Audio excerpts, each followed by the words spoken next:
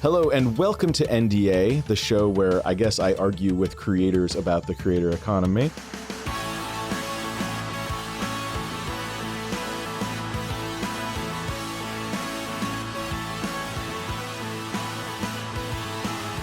My name is Dave Wiskus, and I am here to, argue with smart internet people.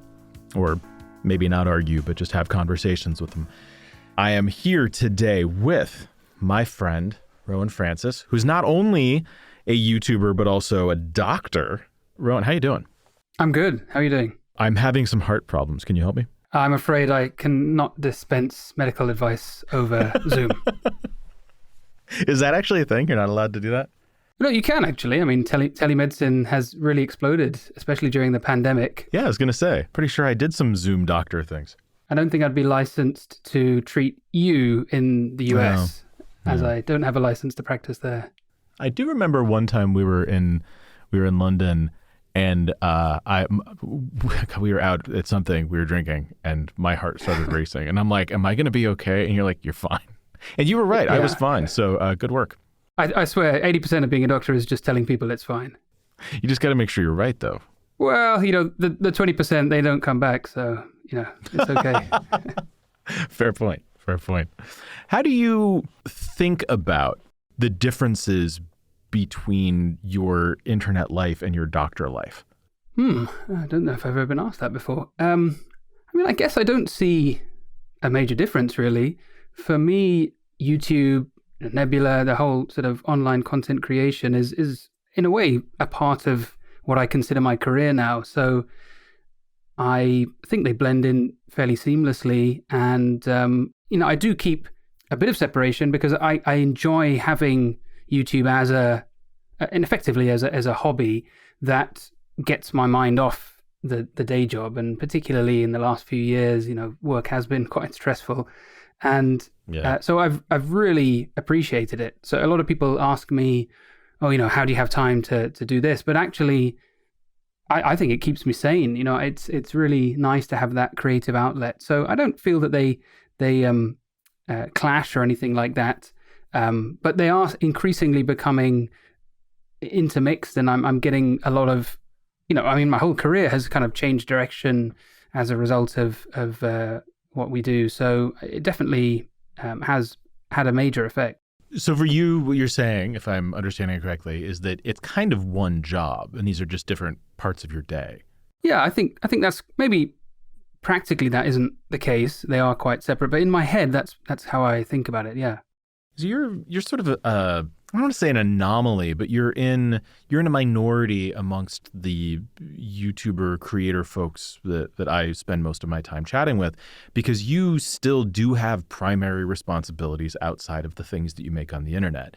And I don't want this to be one of those where do you get your ideas shows, but I am interested that must paint a different picture for you of what the creator economy means versus somebody who is solely reliant on YouTube or Patreon or their parasocial fandom as a source of income. YouTube could get nuked from orbit tomorrow and you still have a job. If that literally happened, you'd probably have quite a bit of extra work. You really do have a whole other thing going on. This can be, and you say you try to regard it as a hobby, that's not the case for everybody. As we think through these things, as we explore, I'm really interested in that perspective.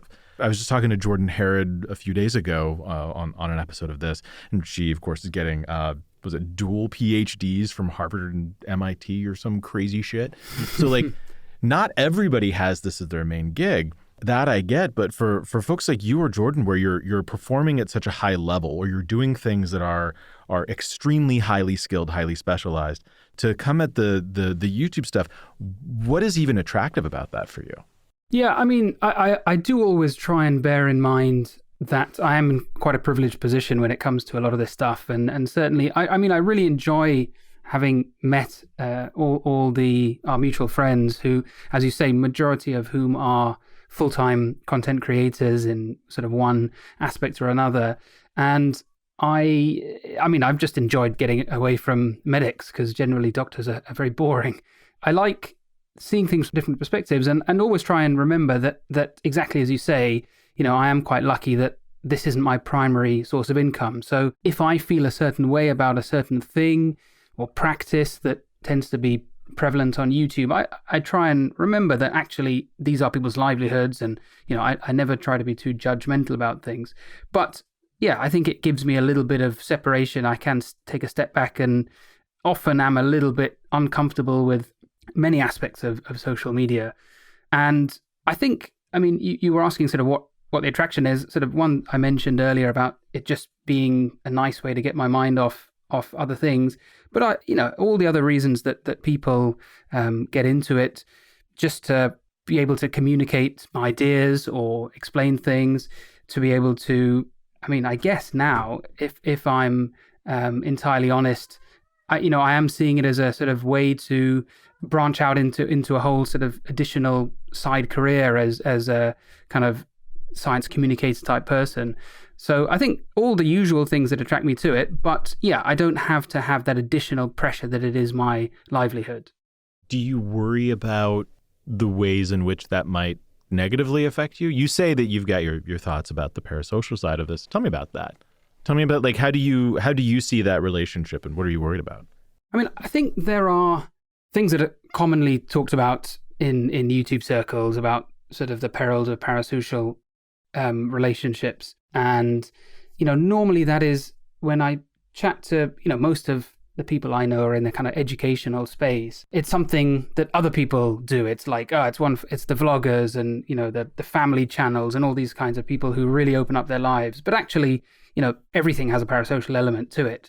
And I find it a little amusing sometimes that people can compartmentalize the parasocial problematic stuff as something that other people do, but then lean into a lot of the things that encourage those same parasocial tendencies. And I'm just as guilty as anybody myself. I never try and make the channel about me. I don't really talk about myself very often, but I'm aware that people are watching the channel where I'm not saying information they can't find elsewhere, perhaps, but they're coming for my personality or whatever. And then the one time I mentioned my wife, which was during the pandemic, and she'd become unwell with COVID, I was a bit taken aback how many people were sort of quite invested in sort of asking me how my wife is, and I just thought, this is all a bit weird.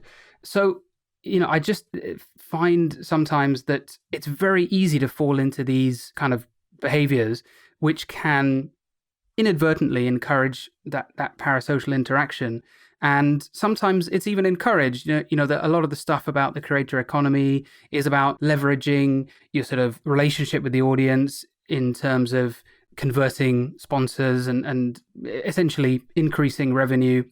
This is exactly one of those moments that I mentioned earlier where I have to take a step back and say, hey, I don't want to be too judgmental, because these are people's business. These are people's livelihoods, and they've got employees and things like that. But there is this little part of me that is a little, just worried. So let me give you an example. I'm being a bit vague. In the medical circle here, I've kind of joked with medical students that it's become mandatory for a final year London medical student to have a YouTube channel, because it just seems like every single medical student I meet and I teach is on YouTube.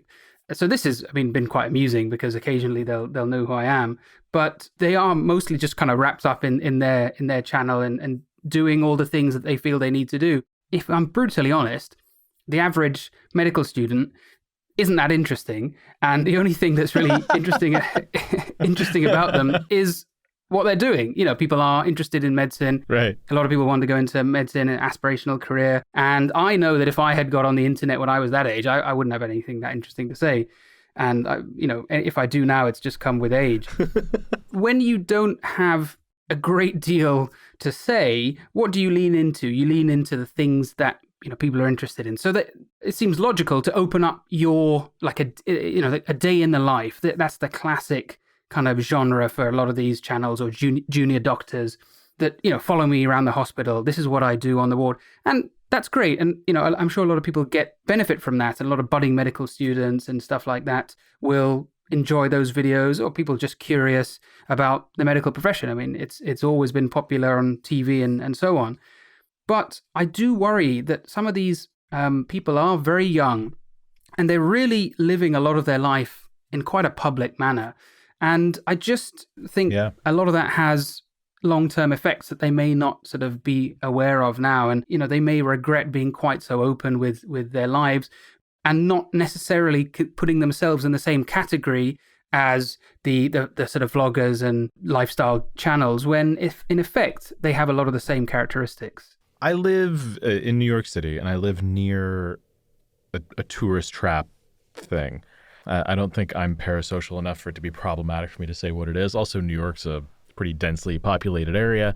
I live near, it's called The Vessel in a place called Hudson Yards. There's this great big sort of like beehive-looking, spaceship-looking sort of thing that, incidentally, people keep jumping off of, so they had to close it a few times. I think it's still closed. And I walk by there every day to go to the gym. And every day, I see the exact same picture. A young woman, well-dressed in a very specific way, standing and posing in front of it for photos. And one day, I went to the gym, and I could see from the window, I look down, and I see these two women, probably mid-20s. One of them was taking photos of the other, like standing up on a platform with this thing behind her. And then a little while later, I walk past that same window and I see they're still out there and they're still taking the same picture. And then a little while later, I walk by again, same scene. It was over an hour. You got to get the perfect shot. And I'm thinking to myself, like, what could you possibly be doing differently? This is definitely going on Instagram or TikTok, probably Instagram. Yeah. Almost certainly. What detail for, like, have you opened Instagram lately? It's like you scroll through 40 ads to see a picture of somebody you kind of know. There's no, I don't know what level of engagement someone's getting out of this photo that it has to be that perfect. But even if it does, every day I see that same thing happen 3 or 4 times on my way to the gym, 3 or 4 times on my way back from the gym, or if I'm walking to the subway, or if I'm going to a restaurant over there. It's all the same thing. One day I was walking by and I just see a woman standing there, very well dressed, sort of staring off into the middle distance, standing behind a car. And my very first thought was, I guarantee you as I come around this car, there's a guy with a camera kneeling on the ground. And sure enough, I come around and there's the guy, probably a friend or boyfriend, kneeling on the ground, taking a photo of her with the vessel behind her. And I just think to myself, when did we hit a point where everyone everywhere is constantly in a state of performing their own life for an audience of people who are going to scroll past it in under a second and not give a shit? Yeah, exactly. I think that's a good phrase, isn't it? Performing your own life. Mm-hmm. I guess some people say that's the appeal of TikTok and Be Real and things like that, that they are rejecting that notion where the very polished, perfect lives on Instagram. Is that something that you've heard as well? I'm not familiar with Be Real, but I've kind of looked at TikTok a little. I've never even heard of Be Real. Is it? No, am I saying the name wrong? Is it?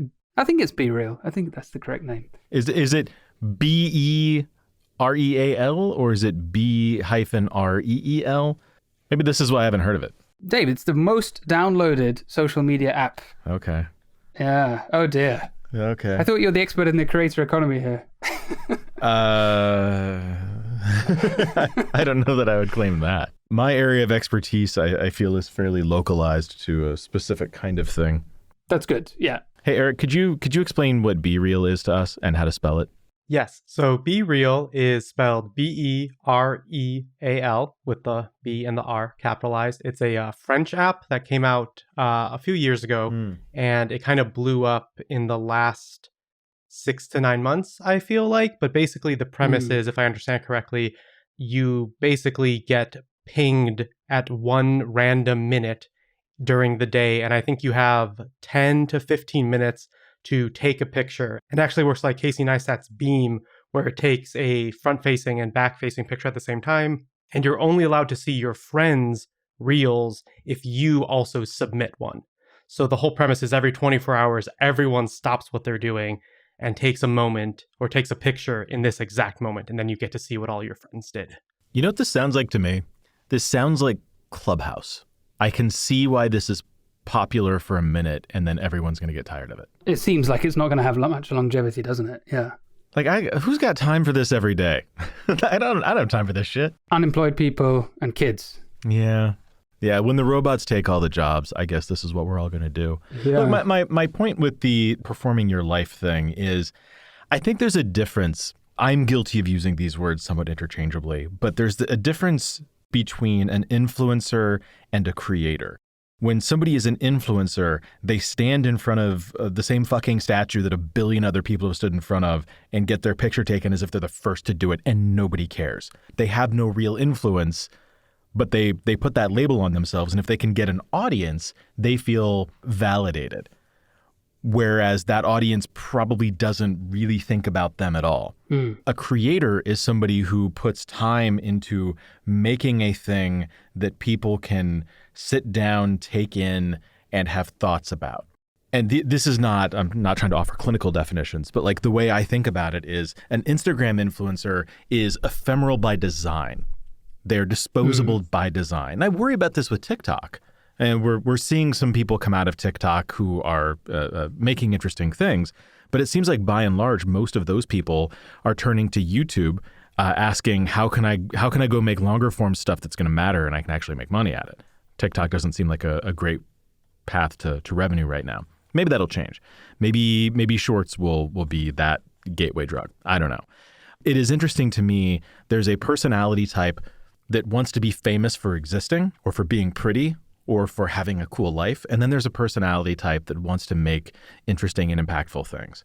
And when I think of creator or the sort of person within the creator economy that I'm most interested in serving or working with or building tools for, it's definitely the creator type, not the influencer type. I mean, I think you preempted what I was going to say with your last point there, that I think you are slightly biased in who you know. Oh, of course, yeah. And likewise, but I don't think that distinction is always clear. And, you know, maybe on YouTube, it can be a bit more pigeonholed, but I think TikTok and Instagram, I think, yeah, sure, you're definitely leaning much more towards the influencer end of the spectrum.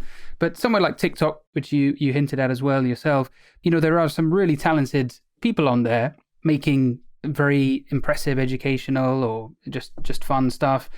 But I think there is a big gray zone or, you know, crossover between influencer and creator that I think, you know, we can all fall into that trap, and you start to pay more attention to these maybe slightly more superficial aspects. And there are examples we can think of who are definitely in the creator bucket, and there are others and definitely in the influencer, but there's clearly a lot of merging of the two. You know, obviously I am very pro content creation, video making, YouTube. I think it's great, and I'd always encourage people, if they want to give it a try.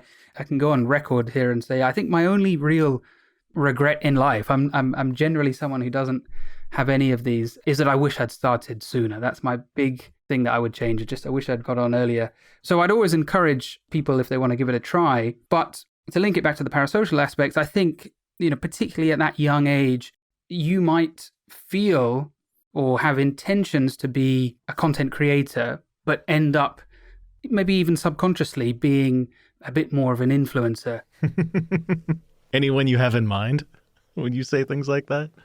Lots of people. I mean, we're probably thinking of some of the same, but honestly, loads. There is very much a formula that seems to be popular at the moment, and I'm well aware that I'm in my own little blinkered world of medics and sort of those are the people I tend to sort of follow. But science in general, there are a lot of science creators and stuff that I just see what's going on. And there is this kind of formula at the moment of, you know, you look at a lot of the successful ones and they're young, good looking, and you can't necessarily separate that from the influencer aspect. So I just think we can maybe kid ourselves a little bit, all of us, that we aren't at least having a bit of that influencer side, and also leaning into some of these parasocial kinds of strategies, particularly when it comes to things like Patreon and so on. Yeah, when I think of the influencer trap, I'm thinking of, you pointed out like med students making videos. When you're the first person to do a thing, you're breaking ground, you have something to say that hasn't been heard before. When you're the millionth person to do something, what are you adding? Exactly, yeah. So I look at our friend Simon Clark. He came up as a vlogger at Oxford, showing off like his experience as a student, going through getting a PhD. He had something to say that had not been done a million times before. And I realized that med school is a different sort of thing. But now when I look at like the sea of people who are making productivity content while going through med school and trying to build that, some of whom are friends and folks that we work with, the folks that we work with, we do so because we hear something interesting in that voice. But I'm looking at it a sea and I'm thinking, how do we make sure that this voice is heard when there is so much signal out there that is indistinguishable from noise? Yeah, exactly. And that's almost exactly what I tell a lot of these kids. You know, I do think of them. I'm you know, a lot further down the line. Old man. Yeah, I am. Definitely feel like it when I hang around with the YouTube crowd. But, you know, you kind of were suggesting if I had anyone in mind, a lot of these young medical students and junior doctors, they want to be Ali Abdaal. Mm-hmm. And particularly the young guys, they really idolize him. And that's great. It's really wonderful that he's inspired so many people. And obviously you and I know Ali well, and he really is a force of nature. Like I met up with him quite recently, and it's always great fun listening to the stuff he's getting up to.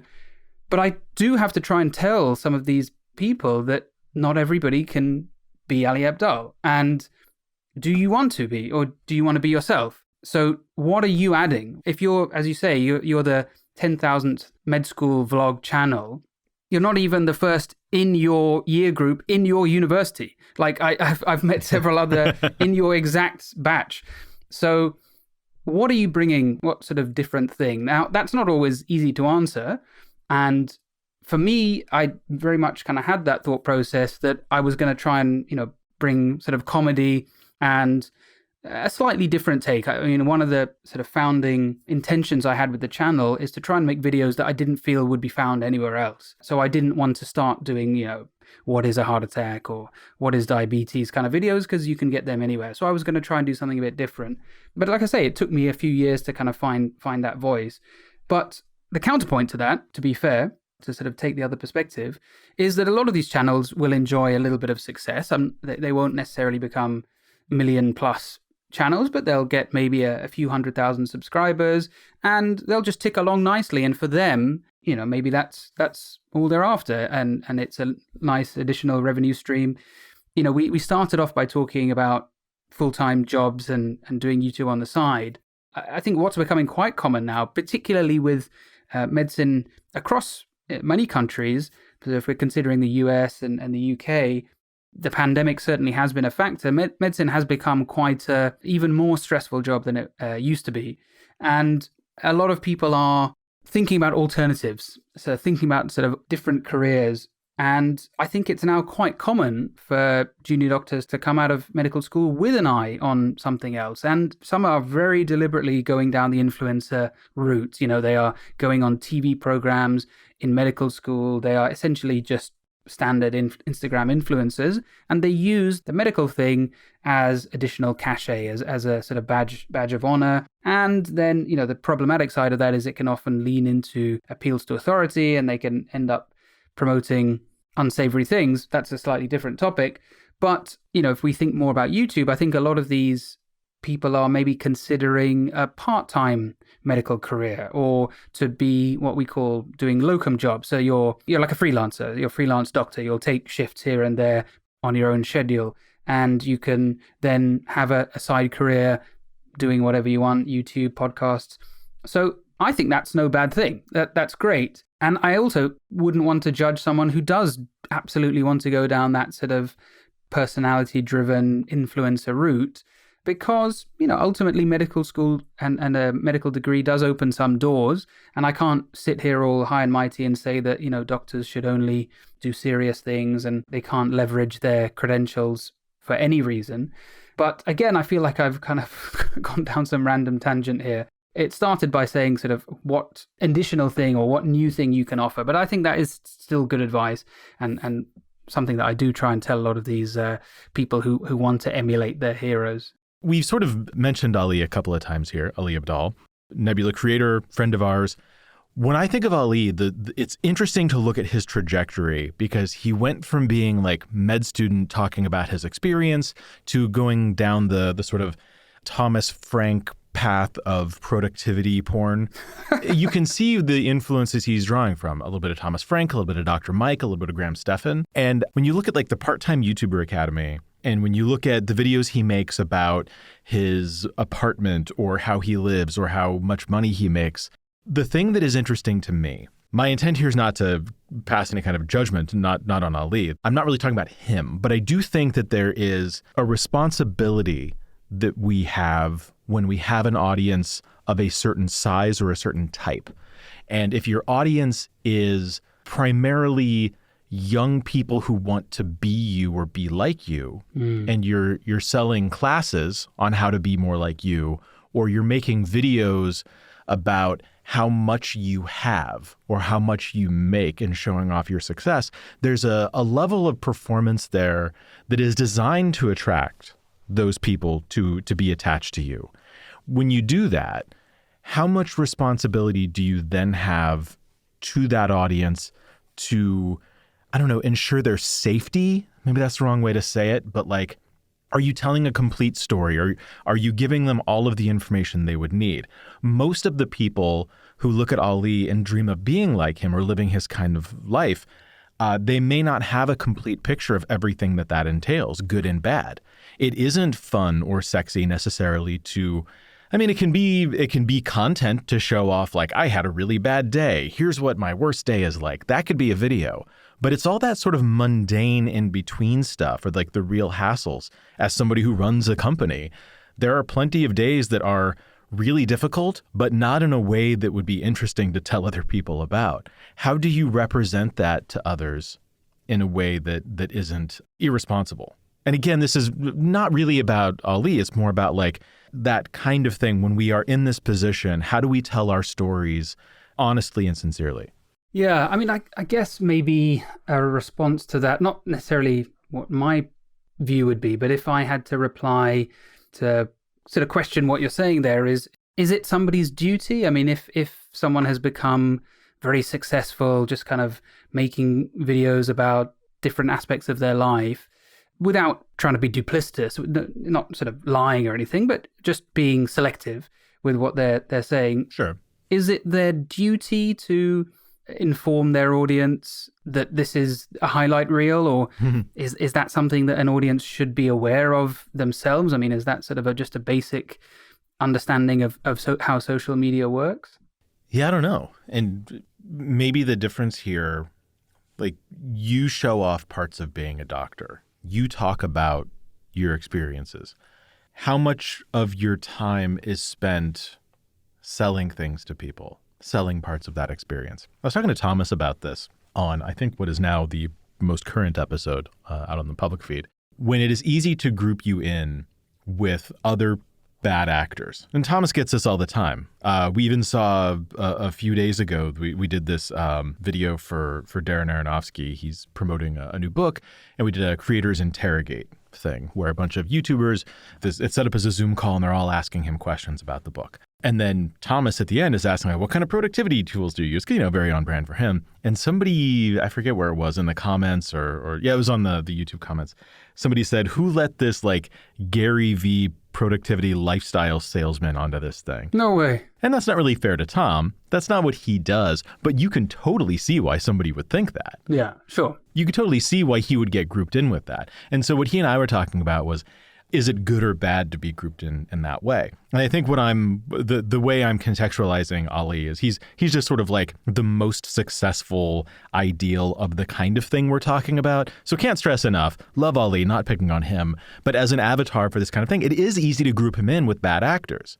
And if that is the case, if there are bad actors, what makes the bad actors bad? You as a doctor and as a creator, what level of responsibility do you see as being inherent to having an audience at that scale? Yeah, I mean, I guess maybe an analogy to this that I could draw on from personal experience is I don't think I ever really glamorize being a doctor at all, but I do sometimes. Really? No, I don't think I do. I don't make sort of videos about, I did one kind of sort of video about what my job is like during the pandemic because I just thought it was quite interesting, all the COVID stuff early on. But otherwise, I don't really talk about my job especially. But I do sort of think about this when I get comments of like, oh, I really want to be a doctor and this is really inspirational and I want to be a cardiologist and stuff like that.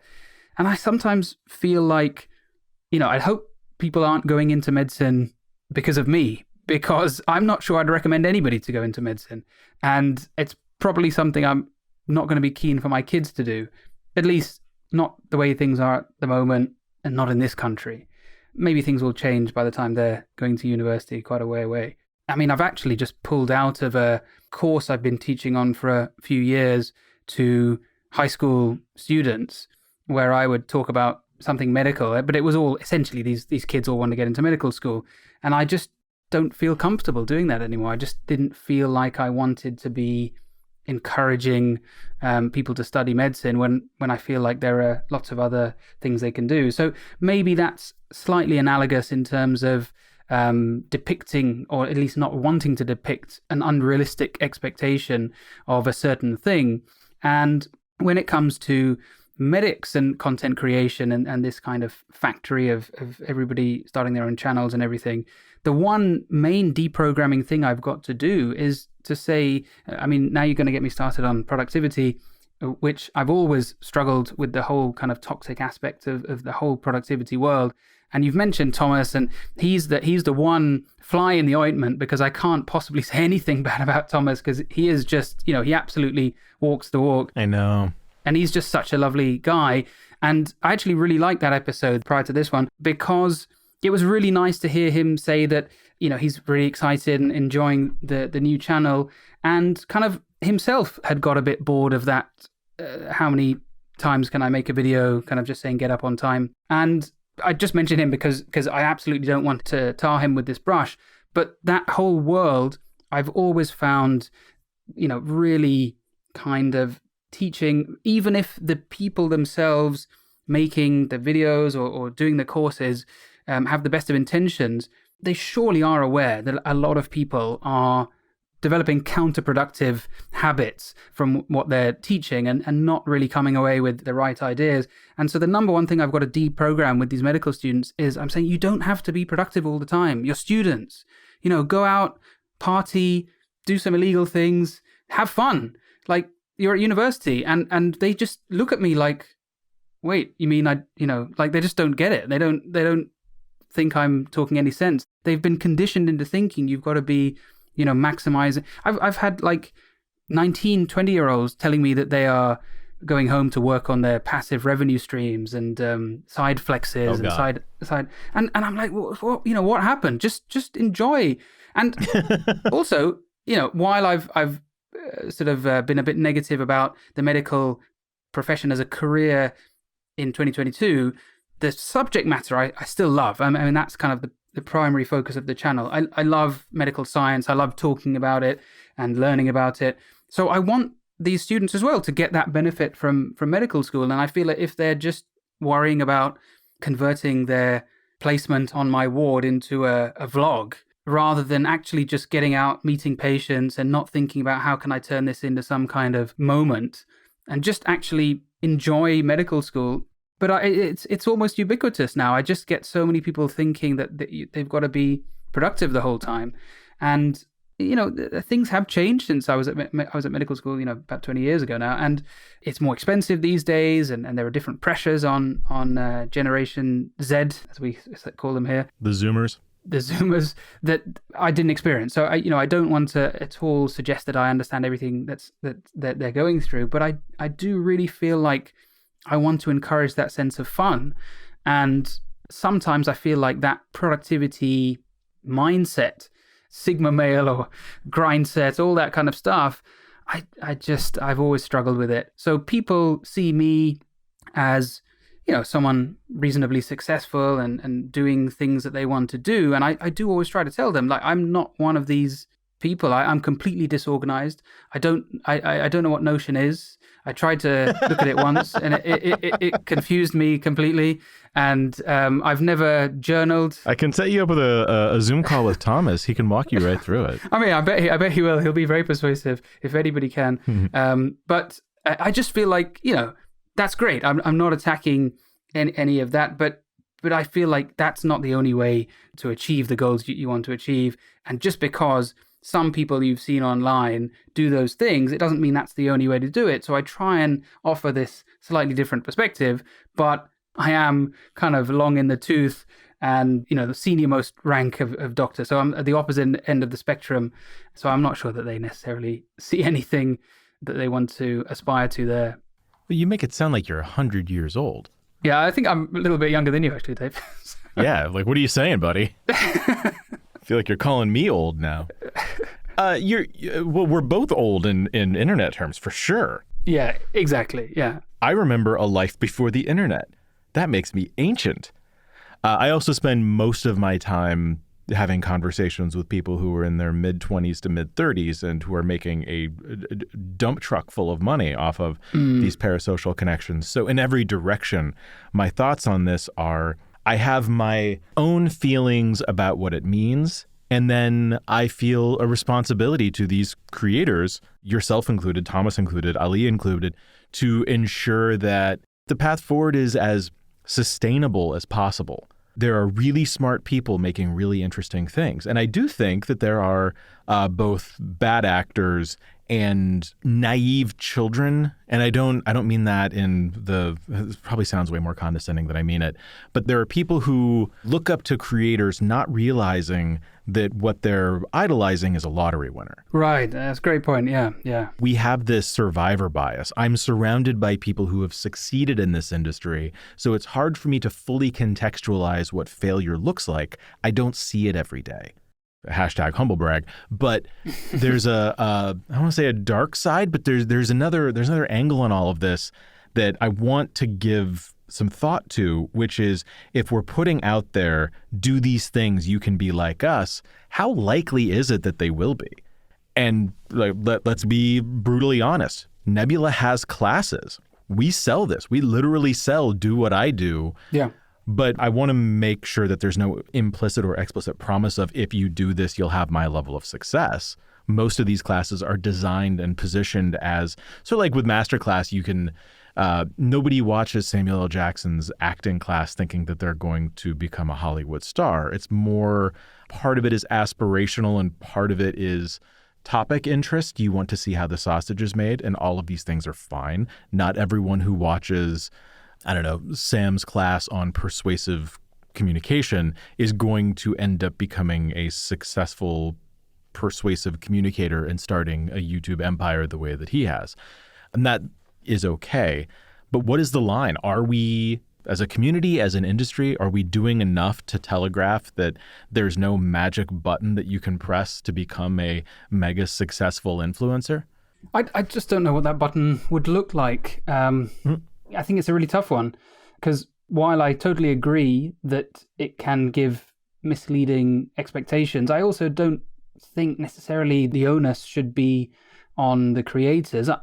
With the aforementioned proviso that obviously I wouldn't advocate misleading, but I think if you've got a very successful creator who makes a class, which is, say, in that kind of gray area that it isn't necessarily completely practical class, like how to make a table, where it's kind of irrelevant who is teaching it, or it's not completely on the other end of the spectrum where it's like how to be like me. Mm-hmm.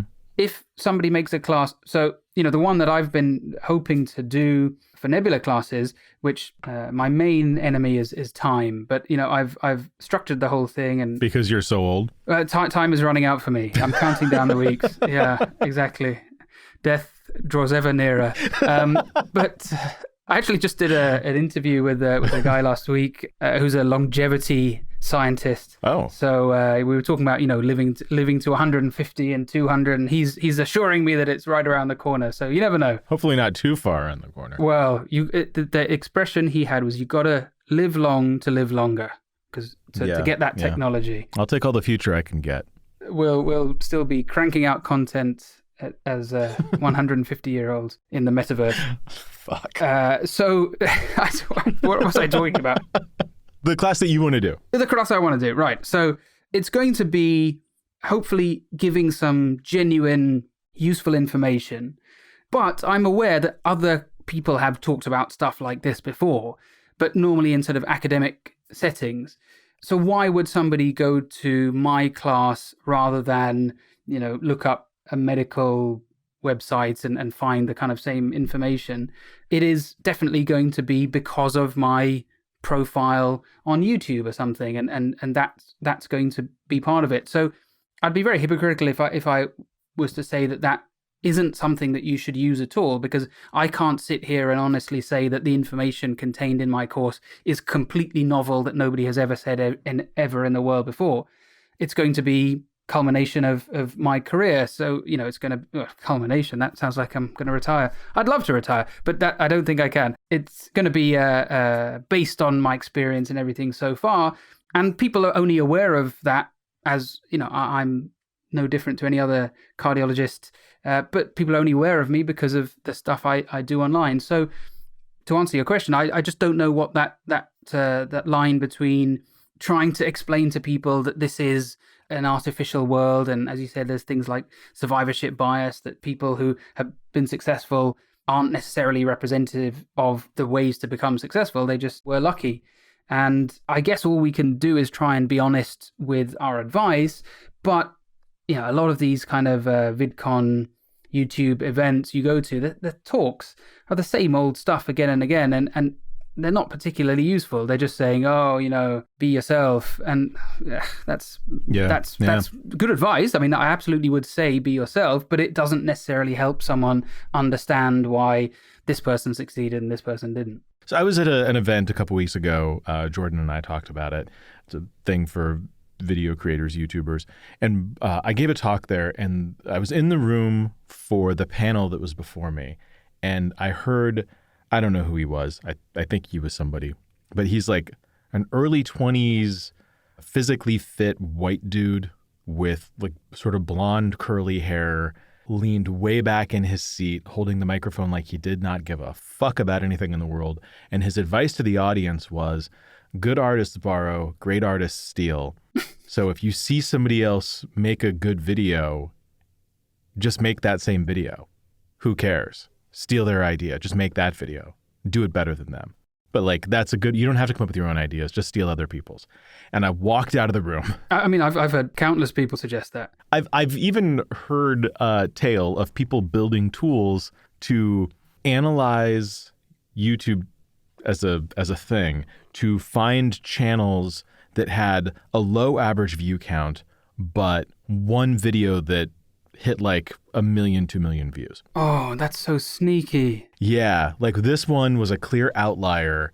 Let's just go remake that video. Let's use that as the starting point. Oh.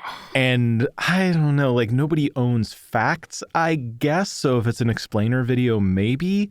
But I don't know, something about that feels super gross to me. Are we just out of ideas? Are we creatively bankrupt that this is what we have to do to fight for clout? I don't think we're out of ideas, but I think there are a lot of people that don't have any. And there are just altogether way too many creators. I don't know what the stats are about how many people have a channel versus how many actually cross, say, 1,000 subscribers. I think it's a tiny proportion, right? From YouTube, I can say more channels earned their silver play buttons last year than any year prior. Every year, more and more channels earn their silver play buttons. So there are more successful creators now than there ever have been. Absolutely, which is great. And I very much care about the potential for this to be a viable career and the creator economy, as it's referred to. But that wasn't quite what I was saying, is not how many are reaching that milestone, but how many don't. What proportion reach out of all the ones that try? Oh, the ratio. The ratio. I see. Oh, that's interesting. I mean, I think it's actually tiny. So there are a lot of people trying to make content. So inevitably, there's going to be exactly that sort of unimaginative. See, I mean, we're all familiar with the kind of content farm, awful rip-off channels. But even individuals, I guess this kind of loops back to the whole conversation about sort of emulating your heroes. This is perhaps why I've got maybe a slightly different perspective. I came from a journalism background. So that was originally my intention, was to be a print journalist. And that's what I started doing at sort of university level. And I was writing quite a bit. And so for me, YouTube is essentially like a video version of an article I would write for a magazine, and structured in the same way as well. So I look at it as a sort of, news kind of, or features kind of writer, whereas maybe I don't necessarily think of content in the same way as people who have grown up very native to online platforms like YouTube. So for me, I would absolutely say the opposite of running out of ideas. I've got a list of video ideas that is into the several hundreds now that I hope to get round to one day. But I think on the whole, there are so many people that want to make it on YouTube that don't necessarily have that many ideas of their own. I mean, look how many people want to be Mr. Beast. Every kid these days just thinks that's the way to do it. And I know, we've talked about this kind of thing before. Also a lottery winner. Like he got his start by winning money. Yeah. That he then gave away. Yeah. He literally won the money. Yeah, I mean, again, I guess there's stuff to say there as well about sort of teaching. I don't want to say toxic, as that's kind of a strong word, but teaching unhealthy working patterns, or the way he really almost killed himself in those early days, just trying to just bring out more and more stuff and always up the ante, that a lot of people, it's not going to be healthy for them to do exactly that kind of thing. Two of the people we've talked about today, which again, just because we've mentioned them and there are kind of interesting parallels, Simon Clark and Ali both have had periods where they were vlogging. And Simon, I mean, I don't think I'm saying anything that wouldn't be apparent just from looking at the channel, has clearly moved away from that content, and I really love his videos now, and they are really, proper science videos. He's really explaining some quite academic concepts, and I'm making assumptions here, but I think that brings him more satisfaction than the kind of vlog style stuff. And Ali had a period where he was doing more vlog videos, which I think he's also moved away from. I can't speak to his intentions there, but I think they both realized that they would be happier doing other kinds of content. And sometimes the audience wants more of that content that the creators want to move away from. So they want more of that kind of vlog stuff. They want more of knowing who they're dating or what they're doing and this, that, and the other. And there is this pull to try and do things that your audience wants and balance that against what you want. And again, this loops back to me saying that I'm in a privileged position, that I don't have to think about it as my main revenue source. But I think a lot of people do feel drawn towards what their audience wants. And, there are conversations to be had about audience capture and going off the deep end. And that's kind of not what I'm referring to. But people making content that they know will be more successful, where it isn't the thing that really brings them joy. So what are your intentions? Right. Are you doing this as a career and it's just a job like any other job, and you're just looking for a sort of steady paycheck? That's fine. I mean, that's obviously a viable career, as it should be. But then if it's just a job like anything else, then, kind of why do YouTube? Like, the whole point in my mind is that it is this amazing career that allows you to just, learn about things you want to learn. You want to learn how to use this video editing software, go and do that. You want to read about some serial killer in the 1980s and make a video essay about them, go and do that. And it frees you to do whatever you want. So I feel a little sad when people start like that and then they get kind of stuck in a rut because that's what their audience wants. And if they try and push away from it, they get all these angry comments like, oh, what is this? Shorts. When people try and experiment with the shorts and everyone goes, what is this? This channel sucks. And just, Jesus Christ, just relax. Let me do what I want to do. It's not your channel. If you don't want to watch, don't watch. And every time I feel like a creator gets sort of beholden to their audience, I feel like, I don't know, that just makes me a little sad. The theme here is us sort of like, I don't know, if I were to write a one-act play based on this episode of NDA, I think I might cast us as like... God, what a boring play. Like two old guys sitting at a cafe grumping about the world around them. We're actually not that old. But, you know, waiting for Godot. yeah, right. Relative to the YouTube community, we definitely have a bit more seasoning to us than some others. But maybe the reason I've taken you down this path of conversation and less about your own career, although that's interesting and informs it, the reason that it's so interesting for me to talk to you about this is because you are different from many of the folks that I talk to because you are an adult with a job. And I don't mean this as condescending as I'm sure it's going to sound, but there are a lot of very young and business inexperienced people in this industry. And it is always refreshing to get to speak to someone who has had real adult business and life experience when you're in a position for that to inform some of the decisions that you're making around the things that you create. I think that inherently that gives you a different perspective, but also not just a different perspective on what you're creating, but a different perspective on the industry.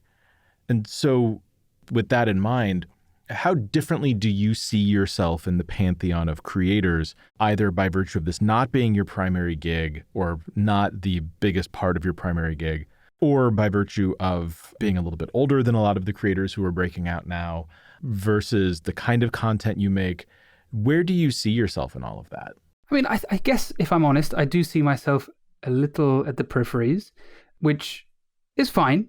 You know, I feel like I found a really nice community with all the Nebula folk. And as I said, I genuinely have been very excited to have this new career in the last few years because it is just quite interesting compared to all the humdrum medical stuff and meetings and things I go to. And, you know, it kind of makes me smile a little bit because I can see some of my friends, well, actually probably my frenemies rather than my friends, get a little bit, I can see they're a little envious, you know, when I say I'm hanging out at Google headquarters and I'm comparing some YouTube event or I'm meeting various different YouTube stars that they're fans of. I can see that they're like, oh, I'm just going to a conference about stents and, you know, that's pretty boring. Mm-hmm. So I love all that. And I very much see this as continuing to be a major part of my career as long as I can make it. And I guess the one, you know, main thing when people ask me, would I ever go full time or would I leave medicine, is that I'm aware it's quite ethereal. And, you know, this may change hugely in the next few years. So I'm about 3.5 years into kind of doing this seriously. I'm now thinking of trying to future-proof in other ways. And up till now, I've just kind of felt like I've got limited amount of time and I just want to put all my eggs into just making YouTube videos. And now I do, and you know, that's why I was thinking about the class, trying to do something differently and, you know, trying to branch out, not necessarily in the business sense, like diversing revenue streams and merch and things like that, which I haven't really considered, but just because I want this to be a fully formed thing rather than just a single track, all eggs in one basket kind of approach. And the sort of YouTube community as a whole, I see myself as just a minnow, but very much one that just kind of likes to soak it all up. And compared to all my peers, I think I'm much more aware of things going on in the creator economy and social media than even a lot of people who are kind of involved. I do follow the news quite closely and I find it interesting. So there is probably a timeline where I do, you know, reduce my hours in medicine or even just, you know, quit my medical job entirely. Some of that's motivated by the job being less enjoyable than it used to be. I still really enjoy getting my hands, well, I was going to say dirty, but that's probably not the right word. Bloody, let's say. I love all the kind of operative stuff. When you have blood on your hands? Exactly, yeah. Just constantly walking around on my hands and my conscience. And I love doing that stuff, but the rest of it is you know, it's stressful. And so I would have never even entertained that possibility before, but I think there is a potential. I think it's still less than 2% likelihood, but it's not out of the question. So absolutely, you know, I'm fully committed, but I am now kind of just in that phase where I'm trying to see which direction I take this in. So this hasn't really answered your question in the slightest, has it? How do I see myself is like a fairy flitting around the big players. But, fairies, I don't know where this metaphor is going. They have some kind of magic, maybe? Yeah, let's go with that. Okay. You had said something earlier about you wish you had started earlier. Absolutely. With the YouTube stuff. If you were to be given the opportunity to slide your own life timeline forward, be born later, and could make some decisions differently, or even be born at the same time and make decisions differently, in knowing what you know now, would you have chosen medicine or would you have picked this? Or do you think that they're too inextricably linked? I think I probably would have picked medicine again. Well, you said you wouldn't advise it. You said you wouldn't want your kids to do it. Yeah, I know. Just stop calling out my hypocrisy here. Just let me have some internal contradictions. I'll tell you what, way into this episode, so I think now I can be quite arrogant and hopefully only people who are committed will have listened this far, so they won't judge me too much. Fair. I hadn't thought of it that way. You got to be really invested in this conversation to hear this part. Exactly. Yeah. So here it comes. I think I'm just really good at medicine, and I think I'm sort of naturally, that's my thing. When it comes to making videos, I'm okay, and I don't think I'm anything super special, but I think I'm a good doctor. I feel like that is my niche. Even within medicine, I think I'm quite atypical. I think I've always been a little bit, whatever, I don't know. I've said I wasn't going to worry about being humble anymore, but I think I see things a little differently to a lot of my colleagues. So I probably would have ended up in the same profession, but when I say I wish I'd started sooner, I had a bit of filmmaking experience. I actually won a national competition at university. I was in film festivals and things, and then just did nothing. I did absolutely nothing with it for years. Why not? Well, I tell myself that I just concentrated on the job and became a junior doctor and worked hard. And that's true. I did do that, but I could have maintained some interest. And I look at the big science channels now who obviously are very good because they have maintained that success. And, again, it comes back to luck and things like that as well. But the big science channels with many millions of followers, most of them started early. And that's not at all to say they're not good or that they're only successful because of longevity. That they are very good channels and make great videos. But I feel like if I had just got in a bit earlier on, then maybe it would have actually changed my career in a much more significant way. Because if it was at that kind of scale, then perhaps it would have made a decision to actually go down that route full time more feasible. Whereas now I think, I know we've joked about age and everything, but I just feel like I'm not sure that's the right decision to be making at this point. And interestingly, people who have left medicine and gone into whether it's Instagram or YouTube or whatever, that will clearly benefit their career as they're intending it. But within medical circles, I think that does tend to lose your respect. And people tend to then chalk you up as, they're not a doctor anymore. They're not practicing, or, they're an influencer now, which may not be that important if your appeal is more generic skills or you're, going into lifestyle advice or whatever. But I think if you are giving medical information, particularly if you are trying to position yourself as some sort of public intellectual or media doctor, then maintaining some professional links, I think, is part and parcel of your appeal. So I think when people leave, again, I think envy does motivate some of this stuff, but I think people within the medical profession can be quite disparaging. Whereas I think in my case, I clearly don't know what people are saying behind my back, and I'm sure it's all very polite. But I think one criticism you can't leverage at me is that I'm, removed from the medical world or anything like that. So I think that is important in terms of maintaining credibility. Do you think that you need to be a good doctor to be a good internet doctor? No, not in the slightest. You've called out internet doctors for doing some weird, shady crypto shit. I call out internet doctors all the time. There are all kinds of absolute grifters, charlatans, and jokers online. It's incredible. Like, that's what really pisses me off. And this is why Instagram does my head in, because that seems to be the hotbed. And people just go along with it. They're like, oh, great, that's wonderful, clap emoji. I'm like, what is this? I mean, this is just horseshit. What are you talking about? And I see it all the time.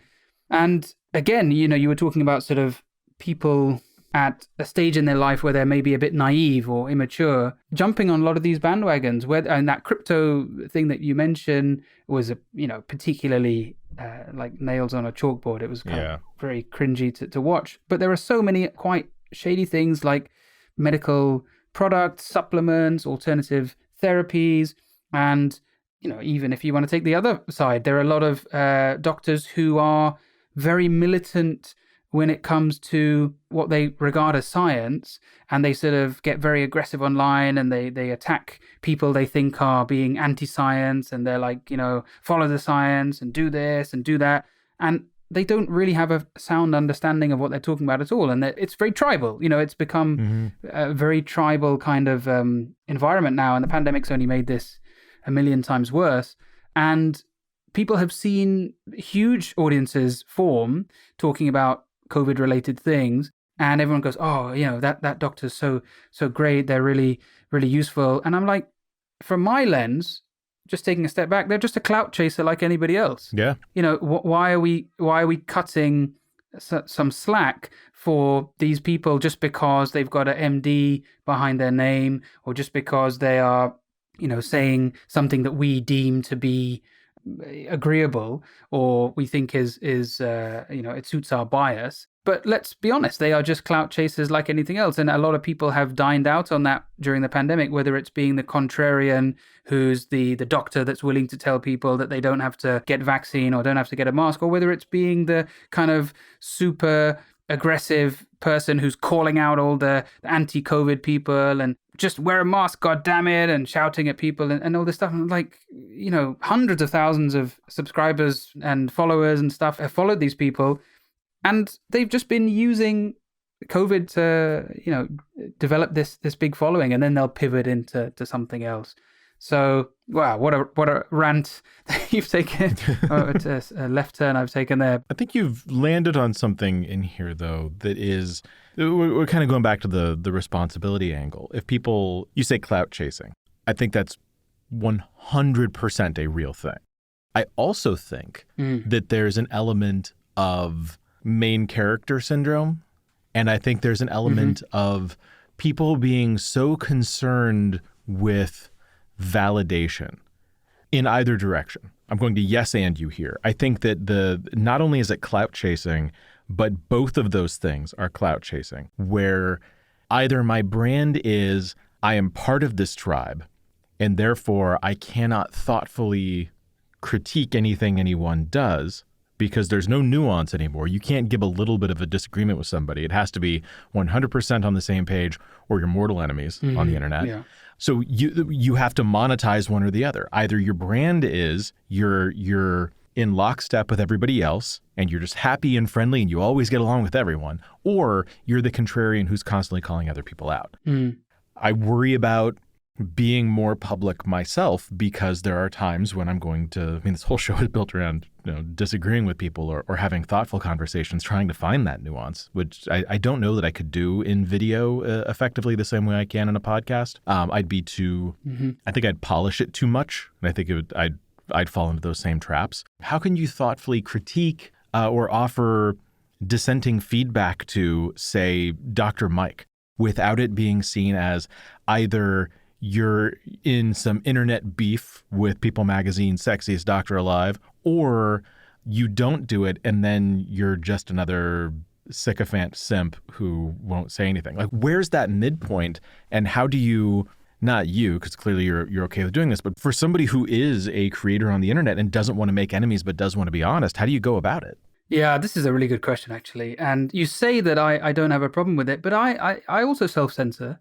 And I don't like myself for it. I have frequently exactly that, not Dr. Mike, but lots of people online, I know that if I try and say something, particularly in their comments on a post that they've done or on their channel or something, I'm just going to get drowned out by the stands. And it's not going to help anything. And I might, if I have a bit of a rapport with them, I might try and DM them and say, but a lot of the time I know that it's not going to land on receptive ears, because I think a lot of these people know exactly that they are wording things in such a way that it's being taken in a certain direction and they're fine with it, and I don't think most people really are looking for constructive feedback.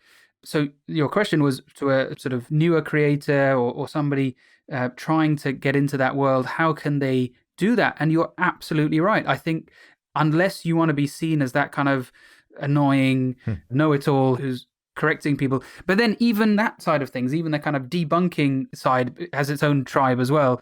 So that's why you get all the clap emojis and just one word, heart, louder for people at the back, this, all that kind of stuff under Instagram posts, is because people just want to be part of that group. So they are just looking at the biggest creators and they're trying to become their friend and hey, look at my content as well. And you have to turn a blind eye. And a lot of the time, these big influencers, and I'm sort of thinking of the Instagram side of things here, will say stuff that is bullshit. And you either can just ignore it and keep trying to climb the ladder, and that's what most people do, or you can try and call it out. But I don't think that's really going to help if you are trying to develop your career as a content creator, even though obviously that would be the right thing to do. And I think a lot of the time I take the approach where, unless I'm going to do it on my own terms, like I'm going to make a video, I'm going to do a Twitter thread or something, I just can't, I don't have the energy. And I think I'm finding that more and more now can't bring myself to do anything, and you just have to ignore it. So that's a terrible situation. And a lot of people who talk about science online, I don't think they really understand. I mean, that's going to, again, sound a bit condescending, but I don't think they really have a great deal of experience with actual science. They are very much of the, like, wow, science is amazing kind of camp. But scientific disagreement has always been part and parcel of how we do things. We disagree with each other. We'll completely attack each other's conclusions, but that's fine. That's part of science. But it's become now much more ad hominem. It's become much more personal. So even if I'm not saying anything directly, just today I made the mistake of trying to challenge a gastroenterologist who was rubbishing a big study that's come out in the top medical journal, the New England Journal of Medicine, and they were saying it's complete rubbish and it's misleading the way it's been reported, and everybody should do this thing. And I said, actually, this is not quite right what you've said. And then immediately people are just jumping down my neck, and they're not opposing what I'm saying. They're just saying, oh, I bet you're one of those contrarians who just thinks they're right the whole time. You should shut up. You don't know what you're talking about. It's like, where did this come from? Like, that's the level of discourse. You have to sort of decide what your brand is. And in video, there's kind of like the drama stuff. And if you make a video, it's a takedown video. You can't point out, hey, I disagree with this thing and here's why, without it being read in a certain way. And I hope that with a show like this, we talk about other creators all the time on this show, and it's never through a lens of this person is wrong, this person is bad. Sometimes I can disagree with people, or I can question, like, is there maybe a better way to do this? But I don't know that in video with just me talking, I could even suggest that maybe we shouldn't all be taking business advice from 20-something millionaire lottery winners who have never run a real business before. That's not me shitting on somebody. That's not me condemning somebody. I don't think that most of the people who make that kind of content are doing so maliciously. I don't think that it's an intentional grift or a scam. I'm merely questioning, maybe there is more wisdom to be gained before we start imparting wisdom on others. And maybe the system as it exists today over-validates and over-rewards those who even attempt to impart wisdom on others. So we all think that the goal is to get to Wisdom Town. And so you end up with, and I'll pick on Thomas here, but like Thomas loves to turn everything into a 14-page Twitter novel. And I love Tom, but I read those and I'm like, dude, calm down. Like, make a blog post this somewhere, make this into a video. You got the whole thing if you want to say these things. But it's not because Tom is bad or Tom is dumb. It's because that exact thing has been so overused by actual grifters who are just trying to tweet thread, tweet storm, clout hack their way into people's feeds.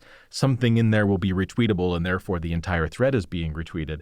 I see that tool used for ill so often that it's hard to parse it as not being for ill when somebody I do know and trust does it. And then I worry in the other direction that there's no good way to criticize the thing without being seen as criticizing the person. Tom's great, one of my best friends in the world. I love the guy to death. I'm not criticizing him. And what I said when he was on the show is, I see these things. I worry about people being lumped in with that for good or for bad, or that even doing this sort of thing validates when other people do it. Even if you're not the bad guy, are you accidentally validating other bad guys? Yeah, I think that's a really good point. And again, it's difficult to really know what to suggest. All you can say is, well, I think people are sometimes doing both. I think I do this. I will say something or write something which I believe in, but I'm also doing that hoping that this is going to be reshared. And again, it comes down to this difficulty being able to separate that influencer side and the creator side. And I think as long as you are trying to genuinely offer something useful or you're trying to add some sort of value, then I guess it's out of your control if it's going to get mistaken for the bad actors doing the same kind of thing. Maybe that's the question to ask. Are you actually adding value here? Are you doing this just to get engagement? Are you doing this just to get the attention of some big influencer that you want to, become your friend? Or are you actually, trying to add some value? To link this back to sort of creators, you have to just bite your tongue. If you want to make it in this world, which is fine, I think that is a perfectly reasonable thing to aspire to, then you either have to grow a thick skin and maybe realize that it's going to adversely affect growth of your channel or support from, so-and-so, or you have to just accept that you're going to be a clout chaser and kiss ass. Well, I'd like to thank our guest, Rohin, for being on the show today. It's been a pleasure. Thanks very much for having me. Where can people find you on the internet? What's your channel? If they all want to follow you on Instagram and see all of your clout, where can they get that? Instagram's where I have the least clout. That's just my shitposting account. YouTube, I'm Midlife Crisis, and obviously Nebula. And Twitter is where I save most of my real sarcasm and cynical attacks on dodgy online doctors. So I am most active on YouTube and Twitter. All of the links for those things will be in the description for this episode. Rohin, thank you. This has been fantastic. Thanks, Dave.